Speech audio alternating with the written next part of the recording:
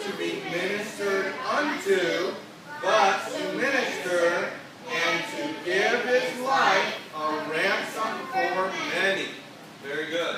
All right, now, does anybody remember anything from last week's lesson? Some people were not here, so you wouldn't remember anything from last week's lesson. I'm showing you some pictures to help you remember things from last week's lesson. What do you remember? Who do you remember? What do you remember from last week's lesson? Let's see here. Let's see. I think Athena's the youngest with her hand up. What do you remember from last week's lesson? You need to see pictures again? Remember? What do you remember from last week's lesson? Or who?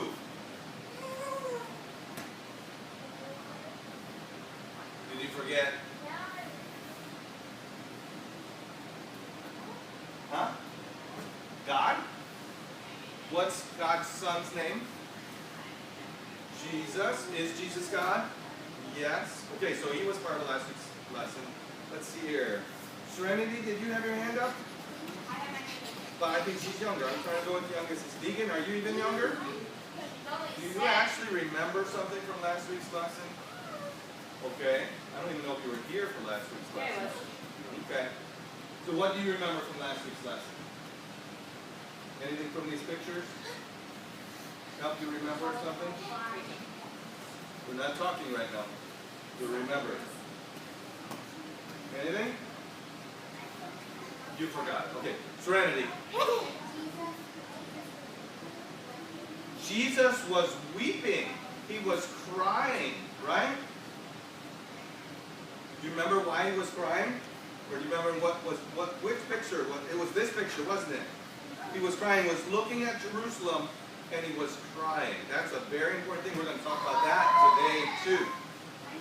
Stephen, what do you remember from last week's lesson? He told the two men to get the colt and the donkey. Yes! He told the two men to go into the town right close by them and to get the colt and the donkey. That's right. And the colt and the donkey were right there where two roads came together. And when they went to unleash the colt and the donkey, what happened? People said, hey, what you doing? And Jesus had told them what to say, right? What you doing? And they said, the master needs them. And so people said, okay. All right. AK, what do you remember from last week's lesson? He was crying because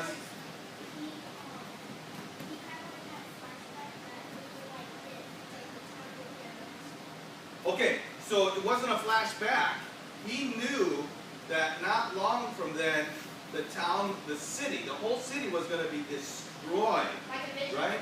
Right? He had a vision, not a flashback. Like you know. A vision. He had a vision. But he's God, and when God has a vision, does it happen? Yes. Yes, it does. Yes, it does. Aurora, what do you remember from? Do you remember something from last week's lesson?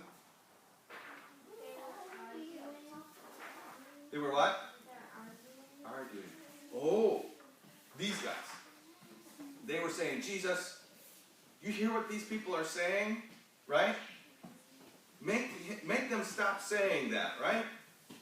And what did Jesus say? Twice people said, you hear what they're saying about you? Make them stop. Does anybody remember what he said to them? One of the times he said,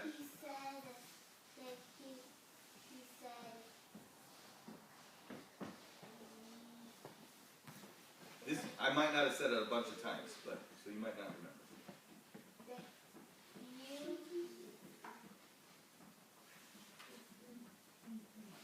Okay. He said, if these would be quiet, even the stones would start praising God. Remember? And then the children were praising him, right? And the people said, make them stop. And Jesus said, don't you know that the Bible says that out of the mouth of children you have made praise perfect? So, all that happened. And remember, Jesus was riding on the colt, and because that's what a king would do. A king and a prince would do that. And people were yelling, Hosanna, blessed is he that comes in the name of the Lord. And they put down their coats on the donkey and even on the road in front of him. Some of the people, a bunch of them there, they were excited because Jesus was there. And what do you think they were probably thinking Jesus was going to do? What do you think they were thinking that Jesus was going to do? Here Jesus was riding on a donkey. Braxton, what do you think? You've been to church before. You have some ideas? Is your hand saying that you were going to say something? No? Okay. Aurora, what do you think they were thinking Jesus was going to do? Heal somebody? Yeah. He had just raised somebody from the dead. Could you imagine if you had the power to take people from the dead and bring them back to life? That's tremendous power. Can anybody else think of something that maybe they were thinking Jesus was going to do? What? Save the town. Exactly. And who was in control of the town? Oh, you remember who was in control of the town? Let me see. Who? Well, no. They wanted Jesus to save the town from who? Who was in control of the town? No. No. You know it now? Okay. Who do you think? Okay. Amos. The Romans. The Romans. Remember we talked about the Romans? The Israelites, the Jews, were they in charge of their own town? No, but they were looking. They were waiting for somebody to come and be their king and deliver them, save them from the Romans. And that's why they were saying Hosanna. You know what Hosanna means? Hosanna. Save us. So they were saying, save us. Save us from what? Save us from the Romans. Deliver us from these cruel, mean Romans. So, there was, how many men followed Jesus closely? Do you remember how many there were that were with Jesus like all the time? How many of them? Do you remember how many? Well, there was more. There was two that went into town. But how many? Jesus had 12. I just said the number. He had 12, right? He had 12 that followed him all the time. The 12, what would we call them? The 12... Disciples. Close. Disciples. Yes. The 12 disciples. He had 12 disciples. They followed him everywhere. Not long ago, we told you about how Jesus asked them who they thought he was.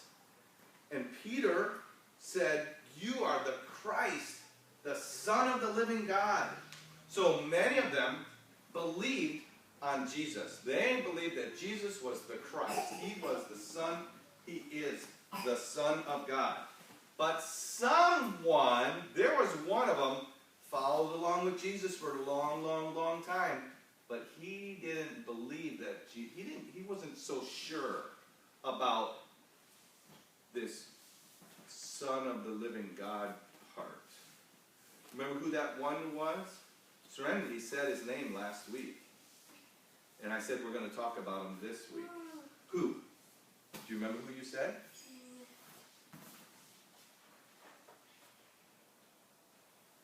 I didn't show you this picture, but this is him. You don't remember anymore, do you? Yeah. Judas, that's right. Judas had been following Jesus for how long? Like 3 years. He'd been following along with Jesus. Judas thought Jesus is going to deliver us. He's going to save us from the Romans. Now, all the things I'm going to tell you this week and last week and next week and the next few weeks, they all happened within about 8 days. And so, we might not be able to get them all in exactly the right order. But I'm going to tell you, Judas was there when Jesus was walking down and all the people were waving the palm branches, and he was probably a little bit excited. Now it's finally going to happen. He's finally going to free us from the Romans. And then Jesus looked at Jerusalem and he was crying. Remember what he was crying about? He knew that Jerusalem was going to be destroyed. He said that. He said, he wept over Jerusalem because he said there's coming a day when your enemies are going to surround you and not let you out, and then they're going to destroy your city. And Judas was probably thinking, if Jesus is going to be the king, how are we going to have a king would protect our city. A king would not let somebody come around and destroy us and knock every stone one off of the other. And so his mind was probably thinking, I thought Jesus was going to save us and deliver us. It was like, I've been following him for 3 years. And then another thing happened. They were at Simon's house. Now, we don't have many people called Simon. But Simon's not a hard name to remember. But in the Bible, they call him Simon the leper. Now, we've talked about leprosy a little bit. If somebody was a leper, they were not allowed in town. They had to stay outside of town. But Simon put on a special meal for all of Jesus' disciples and his other friends at his house. But they call him Simon the leper. So, if he put on a meal, was he still a leper? Yes. No. He wasn't still a leper. So we would say Simon who was a leper. Oh, who was? Yeah. How do you think Simon got rid of his leprosy? A tree. A tree? That's not very... A treat? How did he get rid of his leprosy? He was a leper, and now he's not, and he's having a big feast, and he's inviting Jesus and his friends and Jesus' disciples to come to his house. How did Simon get rid of his leprosy? Aurora, how do you think? Turn into God? And you think Jesus took his leprosy away, healed him, cleansed him? I think Jesus cleansed Simon's leprosy from him. And there were some other people there. You have a question? Or are you going to answer? Okay, I gave the answer this time. There were some other people at this feast. There was a man by the name of Lazarus there. Lazarus, what? That's my friend's name. Really? Well, Lazarus in the Bible, in the Gospel, Lazarus had 2 sisters, and all 3 of them were very, very good friends of Jesus. They lived in the town of Bethany. That's where Simon lived, and that's where this special meal was. And not long before this, Lazarus had died. Yeah, he had died. Now, how is Lazarus at this special meal if he had been dead? What do you think? Jesus brought him back from the dead. Wouldn't that be somebody very powerful that could bring somebody back from the dead? So Lazarus was there. He was alive again. Lazarus' sisters were there. Jesus' disciples were there. Simon was there. There was a bunch of people there. They were so excited about what Jesus had done. Martha, Lazarus' sister, was serving the food, and Mary, Lazarus' other sister, she was so filled with thankfulness and love for Jesus. Now, she had been listening to Jesus. Remember, soon after Peter told Jesus, "You are the Christ, the Son of the living God," soon after that, Jesus said, "I'm going to go to Jerusalem. They're going to capture me. They're going to kill me. And the 3rd day, I'll rise again." And that just did not make any sense to the disciples. They were, what is this kind of dying, rising again? You're the Christ. You're the Messiah. They didn't understand that. But Mary must have, because she could tell. Jesus kept talking about it and talking about it. And so you know what she did? She took very precious perfume ointment, and she brought it to Jesus at Simon's house with her brother there, with all the disciples there. And she opened up the ointment. She poured it on Jesus' feet and on his head. And she was just so thankful. She used her long hair to dry off his feet. Now this happened in one of our stories a few weeks ago. But this is a different time. This is a different time. This is right during this week of Jesus' life, right around the same time as when he went into Jerusalem. And you know what? I mean, this ointment was so expensive that she used. I don't understand this, but I know there's parts in the department stores where they have like perfume and stuff, and just the tiniest little bottle of perfume can cost hundreds of dollars. I don't understand that, but this was like that.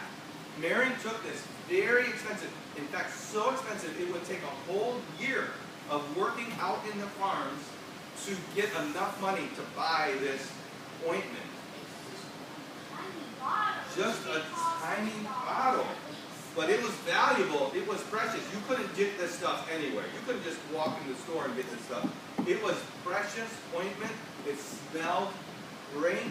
So she poured it on Jesus. And you know what? The disciples, they were like, what is going on? What is that smell? Oh my. That stuff, that's expensive stuff. What?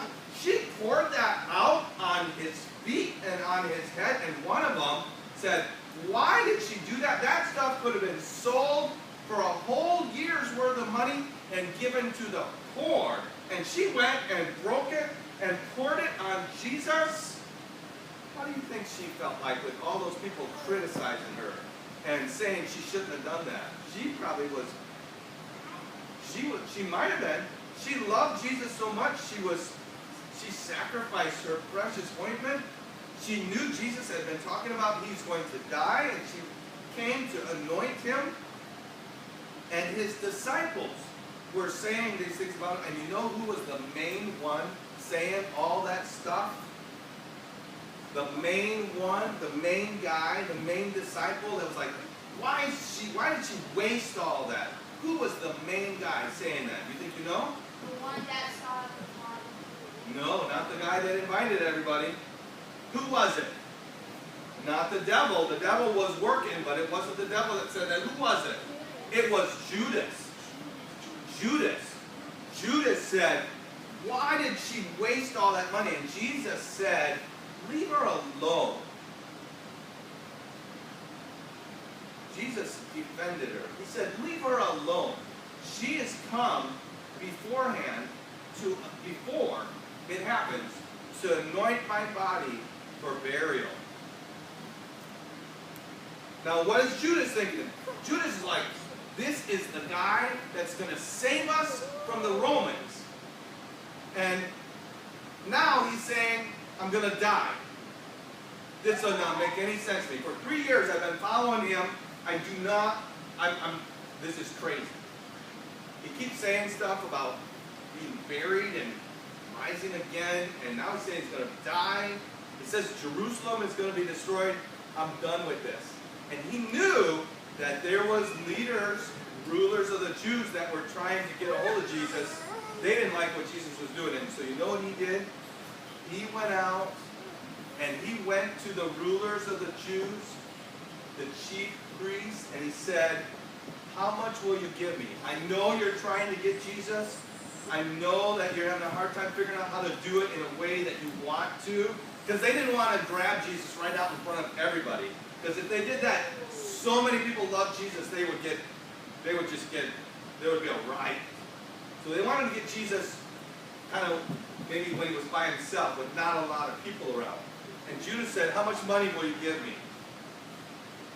And they agreed on a price of 30 pieces of silver.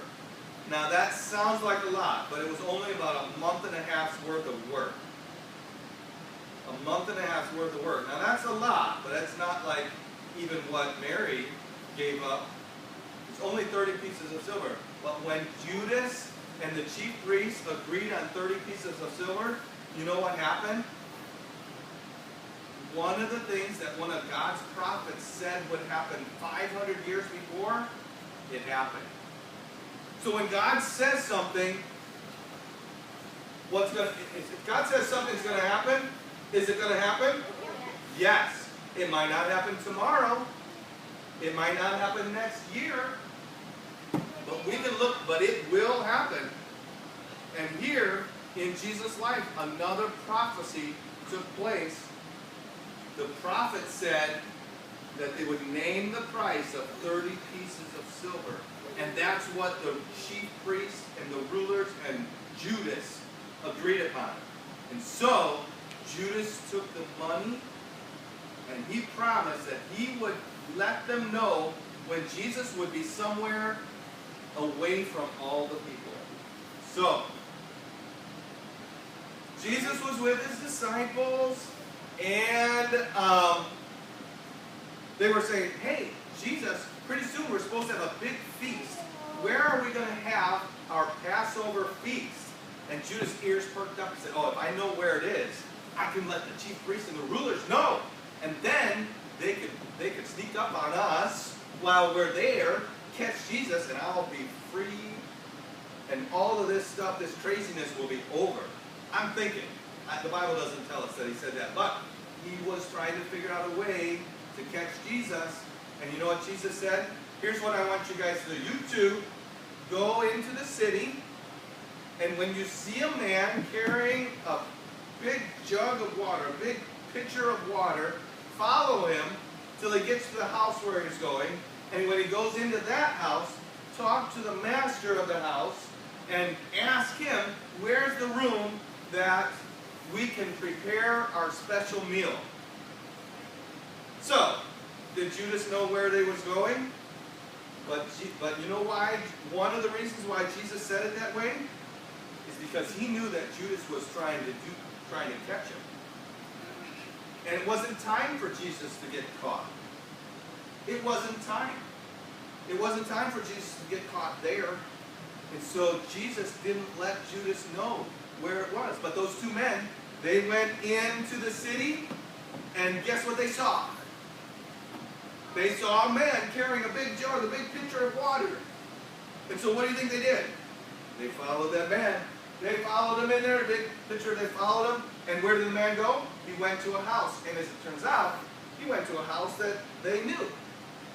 But Jesus knew lots of different people in town. So he went into the house, and when they followed the man in the house, they said, oh, this guy's house, where's the master of the house? And they asked the master of the house, where's the room where Jesus and the rest of us can have our Passover meal?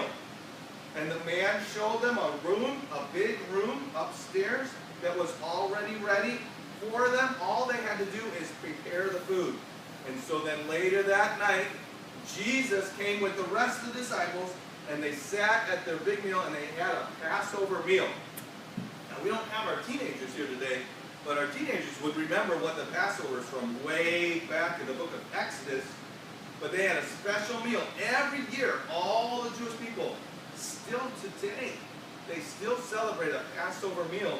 And Jesus celebrated that meal with his disciples, and while he was eating there, he was talking with his friends, his disciples, and he got very sad again. He didn't weep, I don't think, but he was heavy-hearted, and he said, you know what? One of you is going to betray me. One of you is going to betray me. And they were like, oh, that's terrible. And some of them said, is it me, Jesus? And another one said, is it me? And then Peter said to John was right next to Jesus. He said, hey, John, ask him who it is. And John said, who is it, God? Jesus?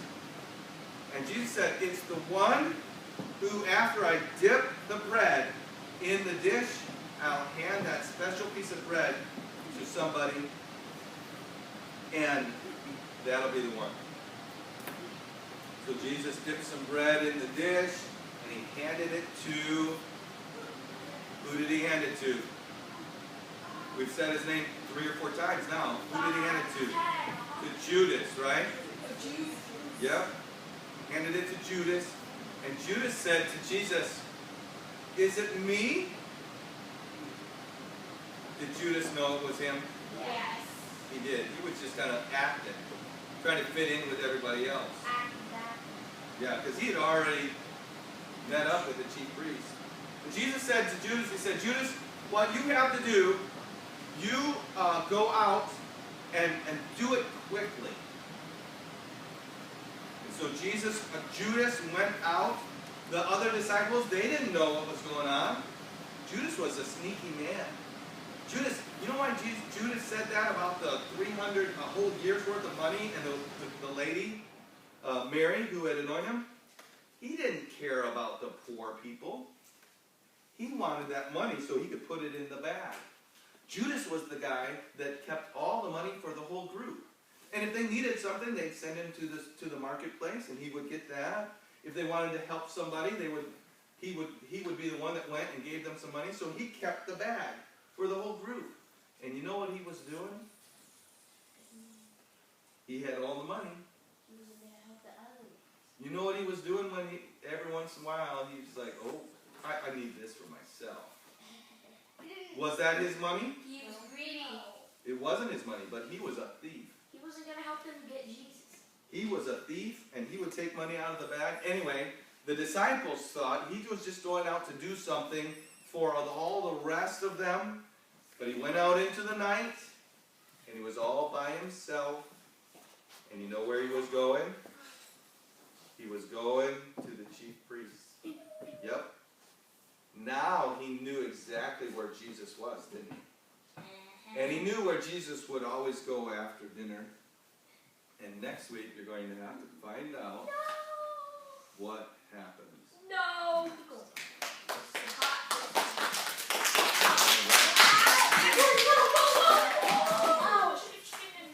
All right, we're going to sing. Well, wait a second, Mr. Ike. One more thing. We need to think about Judas for just one more minute. We don't be silly about his name. Judas followed Jesus for a long time, didn't he? Yeah. But he never believed on him. He was just using Jesus. He just followed him. And Judas, you think Judas is in heaven? Did Judas ever turn from his way and believe on Jesus and have his sins forgiven? No. Now, anybody that will turn from their way and believe on Jesus can have their sins forgiven. But you can know about Jesus. You can be around Jesus. You can listen to the Bible for years and years and years and never believe on him. And if you don't, you'll be with Judas someday. Judas is not in heaven. He's in hell.